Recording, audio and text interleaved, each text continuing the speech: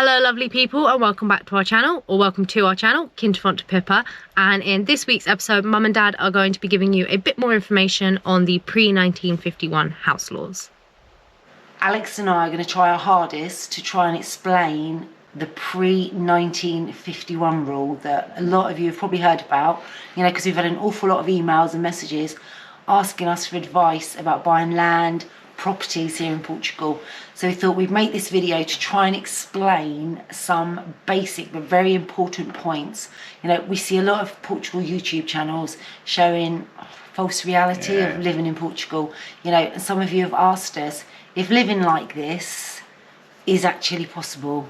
So we've got it all written on a screen here, and I'm going to have my glasses on.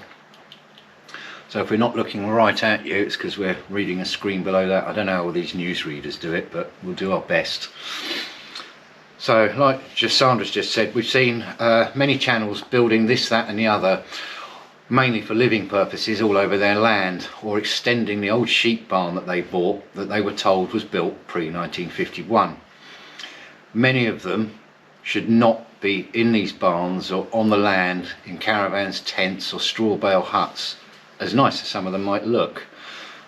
Saying that though, there are some really good channels on YouTube doing the right thing, and and trying to explain to you little different bits and pieces about it all. We're trying to give you some useful information to show that it's not quite as carefree as some of them would have you believe. Yeah, and the reason why we're sort of saying about the YouTube channels is not to pick anyone out, but it's because you guys are obviously watching all these channels, and that's where you're absorbing some of your information or your ideas, or it's feeding your want to come and to move to Portugal. Just ask yourself, would this be possible where you live? In most cases, it's going to be no, isn't it? So it's not really any different here. No, 90% of what we're about to read to you now is exactly the same as the laws would be in England. Yeah.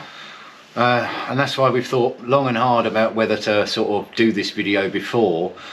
And it's you guys sending in the messages that have spurred us on to actually do this video, because it seems a bit boring, but sadly rules and regulations they're all in place for a reason, and they can have a huge effect on you living here and what you can actually live in or go about living in it. Now, we're not trying to put a negative spin on this at all. We're simply telling you how it is. And before we start, I'll probably mention it at the end of the video, but just early on, this doesn't mean you need to come here and spend 100 grand to do this. That's not what this is about. You can still buy these properties for 20,000 euros, but what we're about to explain to you is the way that you go about doing it and choosing the right land and the right property and doing things in the right order, which make a difference between it being legal or you destroying it all and making your way of living there illegal. We're assuming, that a large portion of you watching these channels on Portugal, you're looking at Portugal as a destination to start your new life. We want to try and get the facts out there for many of you are thinking about coming here to live. I'm not going to drink my tea, it's just fogged me glasses up. We're trying to save you a broken dream, and possibly losing your money by thinking you can just come here, buy a barn, park your van in a field and live in it. Unfortunately many channels are showing you that's what they're doing. We know many are doing it, but to have a YouTube channel and give the impression this is how you can live here is a different thing. And we think many viewers are getting quite a false image of what can and can't be done. Every country's got its own rules and regulations, and unfortunately we do all have to live by them. Portugal's no different, and I hope what we're about to explain will help some of you not fall foul of the laws by thinking that these are like off-grid, tiny home, barn conversions, living the dream. Many of them are far from legal. A lot of people want to move to Portugal as they see it's cheap property prices. There is a reason they're cheap, because the old barns, they were never used as houses or homes. No homes, no. They literally are just animal barns or an agricultural support building, and there are regulations on their use. Yeah, and you've got to remember that these little barns, that's what they are. They are agricultural support buildings. By no means are we experts, and we've learnt a lot in the 9 years that we've lived here, and made mistakes, learnt things, and we're trying to share this with you guys and give some useful information to you.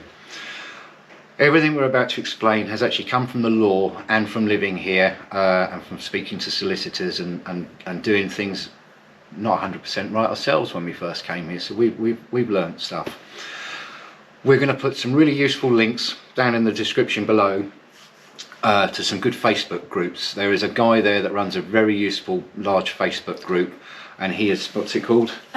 I don't know. He's called Steve Robinson, and he does these PDF files of the law. But he's condensed the law in it, because sometimes you can look for, you literally only need a paragraph, but it's hidden in literally thousands of paragraphs. The Portuguese law can be a nightmare to read, and he's brought all the correct information and condensed it down, and they're in downloadable PDF files straight from the Facebook group. So we will have those links in the description. Grab a cup of tea, a beer, glass of wine, whatever tickles your fancy, and we're going to get on with it. Regarding the local rules, we hear a lot of people on there on YouTube, or people that we talk to out here, going on about that cameras have different rules in different regions and areas. There's some truth in that, but the local rules follow and complement the national rules and guidelines, and there's very little leeway between that and the actual national rules and regulations. I've seen many channels stating that their local junta have said, oh, it's fine, live in your yurt, your caravan. You know, it's not correct. The local junta, they do not have that authority to give you the permission. Just because you've got like maybe a nice mayor in your village. And he's just trying to be friendly, he's happy to have some people come in, but it's not legal and it's not correct. No, it must come from the city camera of your region. You know, here it's Castelo Branco. Yeah, and in writing. Yeah, get it in writing, not just a conversation in the offices. You know, it has to be written permission, as you'll hear in a minute. You know, and that's not always easy to get. All the rules and regulations are voted on in public assemblies, and it is called the PDM, and that's the Plano Diretor Municipal. And if I can find the links to it online, I shall stick those in the description below as well. This sort of contains, among other things, the rules of how much area you can actually build. The total area is calculated by a formula, a national formula, and that is applied to the total size of the plot of land that you have got. How large your land is and how much frontage it has with public access, such as a road. All of this determines how much you can build, or the total limit you've got for any extensions on that property. It's nothing secret, it's nothing hidden, and an architect or a civil engineer will be able to explain all of this for you. Or just simply go to the city camera, or a good lawyer can tell you all you need to know. Playing dumb later on will not wash if you are caught living illegally. Now, we see lots of YouTube channels living off grid, you know, in old animal barns. You know, that's what most of them were, barns. You know, for some reason, many people think Portugal doesn't have laws like every other country, but some of these barns were only used by locals for like overnight stays, mainly during the hot summer to escape the heat of the village, you know, while they tended to their animals and their crops. You know, they were never lived in full time. You know, they're not quintas and they're not farms. They're basically just a large vegetable patch or a little small holding with maybe a few sheep and chickens, you know, maybe reasonably like a few hectares. Well, the land size is irrelevant. It could be 8-10 hectares. It's the building that's on it and the way that you go about it. But generally these little barns you find with a couple of hectares and a barn on it, it's an agricultural support building. If it was never lived in as a house, it isn't. The 90-day rule granted by the pre-1951 rule, it allows for lambing and agricultural work, and it's why you don't see the Portuguese living in them, you know, because they aren't, and they're just an agricultural support building. You know, we'll do a bit more on this in a minute, but movable temporary structures, this is a bit. Yeah, we see this a lot. Temporary structures such as tents, motorhomes and caravans, etc. Things that can be removed in under half a day, or with the deviation in the regional rules, half an hour. You must be able to remove it in that time frame, or it is deemed a more permanent structure. It may possibly be permitted by the local camera on rustic land, if and only if there is a need for the owner to live on that land. such as while they're looking after birthing sheep or other farm animals, and they're on the land without an already suitable structure. So there's a lot of little finer points, which is why I think a lot of people say grey areas. Yeah. So temporary structures may be permitted, but permission needs to be applied for and have written permission from the city camera.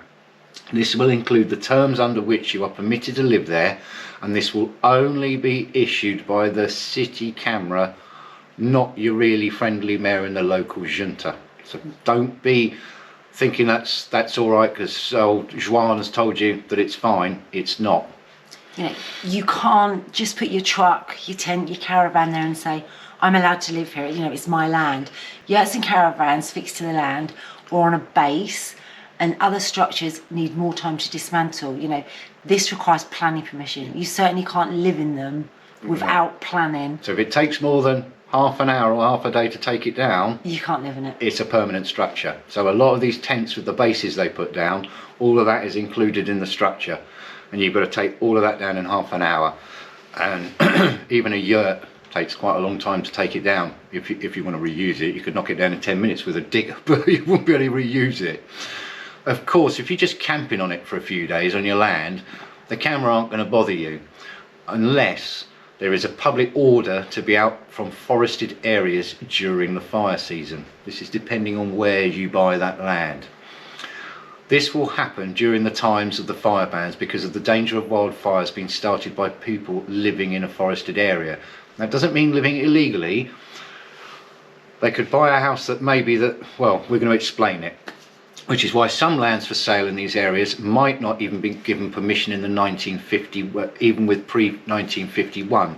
So you could find a little building that's been abandoned for 30 years. It was built pre-1951, but unfortunately, say for example back then, it was in a clean area. Now it's not in a clean area, and it's surrounded by eucalyptus or abandoned lands, and it's in a high-risk area. You might not even get permission to live in it just because it's got the 1951. The safety areas around it are also a concern. So the more remote and in the forest you are, the less likely you will get permission because of this. At high alert fire levels, you cannot even drive in the fire roads in the forests. So being there on your land is also not allowed. And many of the small barns and pieces of land you see for sale, especially the cheaper ones, are in areas like this. So, a pre-1951 typical barn with some land for sale. Remember, it was never a house. It was and is an agricultural support building. Unless when you bought it, it came with a habitation licence, and then you're laughing. So let's assume it doesn't have a habitation licence. You can live in an agricultural support building, and I think this is where a lot of the confusion comes from YouTubers making things and other people we know or have met around here locally.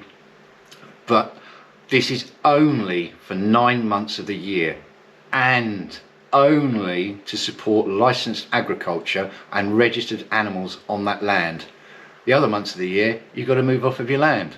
There are many grey areas to this, and as the lands and properties are always so very different, we suggest taking advice that is relevant to the land that you're interested in. Don't go look at one property and go to the camera and ask some questions about that one and then view another one the following day and think it's relevant. They won't be. They're all different. Every piece of land, rustic, rural, when the property was built, size of the land, water, everything. So it could work out for you, and if you do it the right way, you could work out pretty good, but it also could go really wrong for you. Yeah, and if you add like a kitchen or a bathroom that didn't exist in pre-1951, that's going to remove your 9-month ruling that you would have had, you know. As you've just turned the barn, even though it's pre-1951, by adding a bathroom and a kitchen, in their eyes you've turned it into a permanent dwelling. You know, that then requires planning permission, and you also need to get a habitation licence. Yeah. And the worst thing is when you do add a bathroom and a kitchen, the reason we say bathroom and kitchen is because that's what the law denotes as turning a barn into a permanent dwelling. It's then a house meant for permanent habitation. I think, in other words, they're expecting you to go to the toilet in the bushes. But if you put those two things in, what you've actually done is you've destroyed the 1951 ruling, and the law then deems that building built on the day that you converted it by putting those kitchens in, and they can be external or internal, because if you've got it 25 meters away from the house, like in England, it's seen as ancillary to the house, and that means that you're now turning that area and that building into a permanent dwelling. Yeah, so like that includes any outdoor kitchens you build and any shower rooms, bathrooms that you build outside. And remember, these external constructions, even if they're made from wood, it will add on to your building square footage. You know, this isn't allowed unless you get planning permission. Yeah. So let's assume you've just done that. Well, it's now just a barn and nothing more than a barn, because you've changed the structure of what it was when registered in 1951. Pre-51. Or pre-51. Yeah. You know, outdoor kitchens separate from the main dwelling, it changes the use to a permanent habitation. You know, they will also be unusable during the summer months due to fires. You know, the bans can last up to what, 6 months? Yeah. So like there's no naked flames outside. Not even a gas stove, you know, controllable. You can't even have that out there. So no barbecues. What are you going to do for 6 months? How are you going to cook, you know? What are you going to eat, exactly. And then I guess we move on to what we see a lot of other people doing, installing any sewage, grey waste, cesspits or soakaways. Also changes the use to a permanent dwelling. Again, you're losing any rights under the pre-1951 ruling. Cesspits require planning permission and may not be granted if you're close to certain water sources through pollution of them. Some areas do allow a vermicomposting toilet, which is made from a 1,000-litre water container that you put worms inside of it. But you can't just go and put it there. You need to apply for planning to do it. And in some of the areas, it's a very informal thing to go and do, but you need to do it. Yeah. You've just bought a piece of land with no pre-1951 structure on it. You're not registered for agriculture, so you cannot build anything bigger than 10 square meters on that rustic plot of land without approved permission. And then that is only to keep tools for agriculture, for agricultural use, and things like animal feed and farming equipment. Yes, you can't You live can't in then that live in 10 it. square metre thing that you've just built. And the camera will also want to see confirmation that you are indeed going to be farming and raising animals. They must be registered animals, and if the land is good enough for such activities and has enough water to support it. Yeah, well, we had the right to build our goat barn because, like we've said, you know, we are a registered working farm, and we have a mark of exploration, which It's the house. Yeah, and the house has a habitation licence on it. You know, therefore we've got certain allowance, like for farm animal support buildings, but you know these buildings must be used for that purpose only. Yeah. You know, you can't later convert it and using it for accommodation when people want to come and stay. You know, and the total size of your land also determines how large that building can be. You know, we were lucky with ours. Yeah. The main reasons that we bought this place, you know, it's got lots of water, it's got a water mine, we've got our own font, we've got 3/4 of a kilometre of river, you know, all this supplies water to us all year round. We're very, very lucky to have Got this. well, bought a place with so much water and good land and everything, but we were here 9 years ago when there was tons of properties for sale. And what you'll find is, because I think some people see my fancy tractor and the big house and think we must be absolutely loaded. No, we weren't at all. We sold everything we had. We bought this house for probably the same price a lot of other people are buying these little barns for. But We came at the right time. yeah, and when Portugal became more popular, people are buying up these houses with the habitation licenses before everything else, and so the locals have picked onto it that, hey, I can sell my little agricultural support building to a foreigner who pay me a lot of money for it, and that's why the market's now flooded with them. Yeah. And that's why I think we're seeing a lot of this on the YouTube. Again, it's not about picking anyone. The YouTube. Well, these guys are sitting there at home and you're watching these channels, so that's what we're assuming. You guys are watching them and getting your passion for wanting to come and live here, or thinking, oh wow, that's great, he bought a field and he's living in his caravan on it, that would do me. You can't. It's not really possible. No. Well, we looked at what, about 30 places? Yeah. There are a few I wouldn't even get out of the car. No, they look great on the pictures on Remax online in England, and then we came here and they were exactly in the places we've just described, in the middle of nowhere, no water. Like 3 kilometres up a dirt track. Yeah, a knackered dirt track. And because that building wouldn't have had the habitation licence on it, that track's going to get worse and worse, and you'd probably need a giant 4x4 to go and get in there. Just to get to your land. Right, so you may have a ruin on your plot that is pre-1951, and your plot may be described as urban, which a lot of people will think, and it mainly means like it's in the village area, it's closer to that. But you can have some of that in a sort of a country setting, if you like. But if that plot of land with the urban is in the middle of a forested area, or in an area that is deemed high risk wildfires, the camera may not allow you to restore or renovate that ruin, even if it's pre-1951, because it's considered high risk to live there. So always ask the camera for each property before thinking of making an offer. Well, the camera just overheated again. Well done, GoPro, that was brilliant. So I've just got most of the way through saying that basically if you're in a high risk area, even if the property's got 1951 on it, you might not be able to live in it. So ask. You can't buy an abandoned piece of land, even with a pre-1951 ruin, build a wooden hut structure or park your truck and caravan to live in it while you dream of renovating the old ruin. You know, you probably wouldn't ever get permission to live in the ruin anyway, mainly because of fire safety reasons. You know, often the cheaper plots are in the higher risk areas, so check it out first. And it's not necessarily that's one thing we're talking about, is the fire risk. So let's remove the fire risk from what we've just said. You can't buy a property with let's just say the roof has collapsed on the property and the walls are pretty intact. We're not talking about a ruin that's on the ground. You still can't just move in there and say to yourself, I'm going to start doing that up, but whilst I do that up, I'm going to build myself, I'm going to put a caravan on my land, or I'm going to build a wooden shed, or erect a yurt, or a gypsy caravan, or whatever it is. You can't do it. You don't have the right. You need to apply for planning permission to convert the pre-1951, and during those works they will allow you to keep that stuff on your land. So you can have a temporary structure, but this will only be allowed whilst renovating or for a new build that has full planning permission. And that includes architects and cesspits, engineers, and all the rest of it. It becomes very expensive. Because the camera then dictates what you need and what level of people you need, and that's when the prices go up.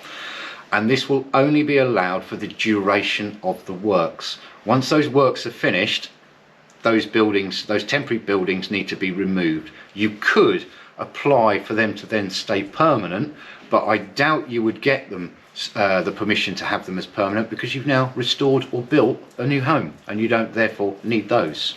I've seen a couple of channels where people are living in, it's literally like a shack, I suppose, you know, made from pallets, you know, in very overgrown areas. While it might look idyllic to some, you know, they've absolutely no legal right to live there or live like that. You know, you can get permission for wooden buildings, etc. But again, it's the land type, the usage, you know, it all plays a part in if you get permission for it or not. You know, we see so many channels buying a place and just start building structures, outdoor toilets and showers. You know, many places with very little water or in the middle of a forest. You know, as nice as some plots look, you can't just start building stuff. No, you can't just. Start by asking the seller or the estate agent, not questions, but for the Cardeneta Predial. And that is the document, the ID of your property that you're looking at buying. It will have the separate parcels of land within it.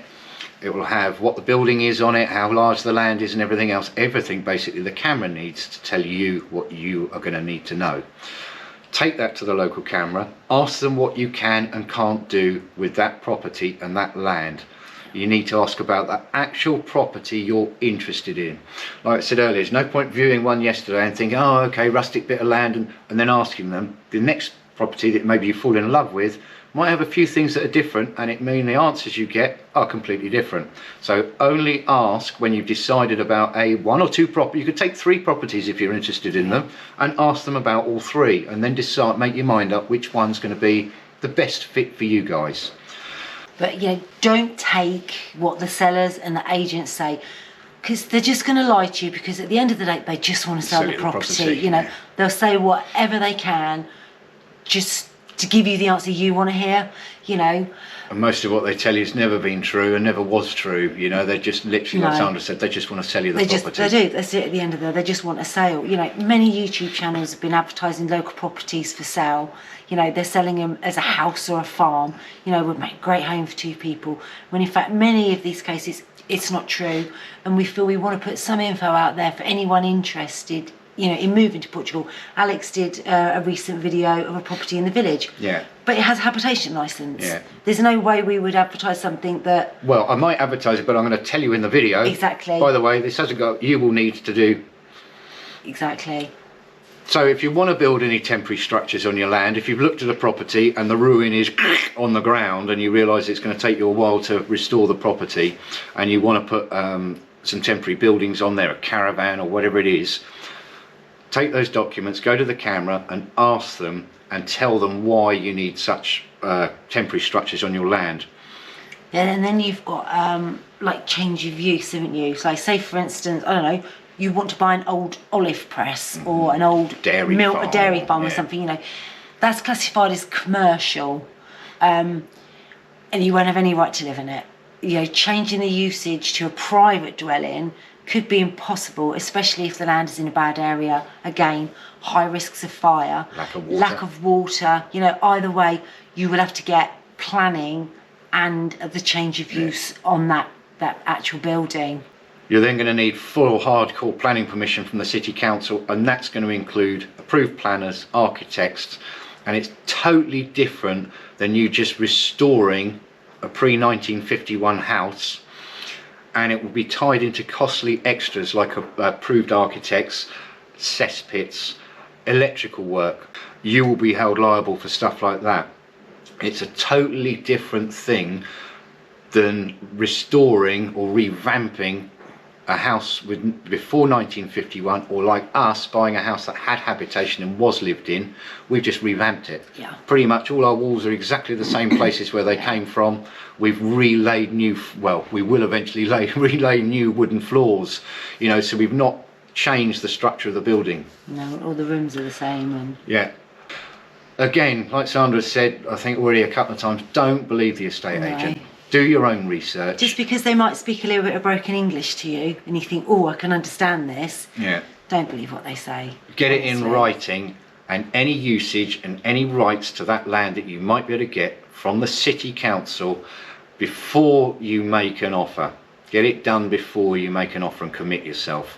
Yeah, and also we looked at one property and the estate agent didn't tell us, but people had the right to drive. It was literally that far from our back door. It would have been. A couple of metres in front of the front door of the house, there's a track that went along, and the guy had the right to drive right through your land. So if you had sheep grazing and he opens the gate and your sheep get out, and your privacy, Yeah. So they'll explain what is possible and what's not possible. Right, you see a lot of people with all the lovely water holding tanks like you've seen we've got on the farm. They're an awesome thing to cool off in the screaming hot summer months, to jump in a nice cold tank.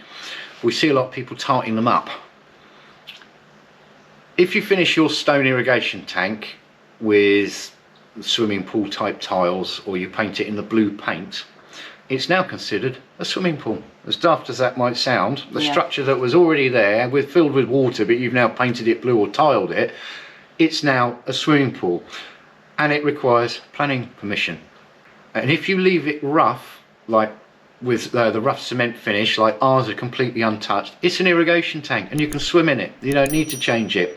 But if you do, you will get an increase in your council tax that you're paying, and obviously you've got to pay for the planning permission. So don't paint them and don't tile them unless you're going to go and get them planned. We've been seeing recently the local firemen have been making posts on Facebook groups, on their own Facebook groups and a couple of websites, asking and urging expats and other foreigners moving here to register their location of where they're living Yeah. with them. Because these people are buying these plots of land that aren't technically legal to live on. The bomberos, the firemen, don't have those coordinates in their systems. You are an unknown entity, if you like, you know, living out in the middle of nowhere. They're not getting any responses, and they're writing saying, hey, look guys, we know you're there, but you need to answer us, and they're not getting answered. And again, people are too scared or trying to stay under the radar that they don't want to tell the firemen, fear of getting caught. But if a fire comes and the firemen don't know you're there, well, I'd hate to think what can happen. You might be lucky that you've got someone down the road that knows you live up there and says to the fireman, oh, there's a couple live up there. They will go and try and find you. But if they don't know, I don't think we need to say any more about that, really. No.